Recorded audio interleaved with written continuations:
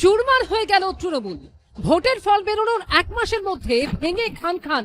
নিজের দলেই ঘরছাড়া হয়ে গেলেন মমতা বন্দ্যোপাধ্যায়। তার হাতে আর কিছুই রইল না। অভিষেক বন্দ্যোপাধ্যায়ের হাতেও কিছু রইল না। নতুন বিরোধী দলনেতা হলেন ঋতব্রত বন্দ্যোপাধ্যায়। आप नया तृणमूल बनाओ, जो तृणमूल देखा नहीं आंखों में, वो नया तृणमूल बनाएगा। ঋতব্রত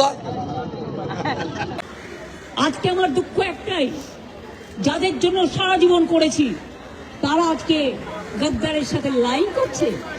ঋতব্রত আমি ক্ষমতা অনেকবার ছেড়ে চলে এসেছি, জাস্ট একটা ব্যাগ কাঁধে নিয়ে। ক্ষমতা আমার কাছে জাস্ট একটা কাঁধে ঝোলা ব্যাগের মতো।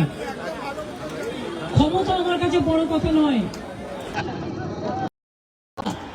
আমার বাড়ির সামনে লুম্পেন পাঠিয়ে বলছেন হার্ট অ্যাটাক হয়ে মর। আরে আমি এখন মরবো না যতদিন তোদের সরাবো না।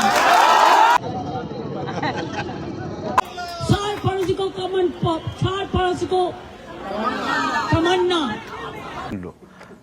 बहुत बुरे लग रहे। तौबा तौबा तौबा। हर पार्टी मिलके काम करे। हम कोई कुर्सी नहीं चाहते हैं, तृणमूल कांग्रेस कभी नहीं चाहेंगे।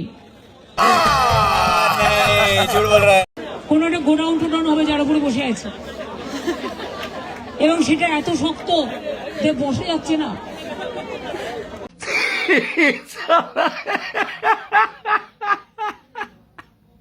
টিএমসির গামে ধরে দব্রত যা সালা। টিএমসি সরকারের মতন, মানে টিএমসি দলের মতন, হ্যাঁ, তার দিদি ফিদি এত কিছু হঠাৎ করে সব পতন করে গেছে। হ্যাঁ, এই ব্যাপার। আচ্ছা, টিএমসি পার্টি ভেঙে টুকরো হয়ে গেছে, কার পদে ঢুকে যাবে বুঝতে পারছে না।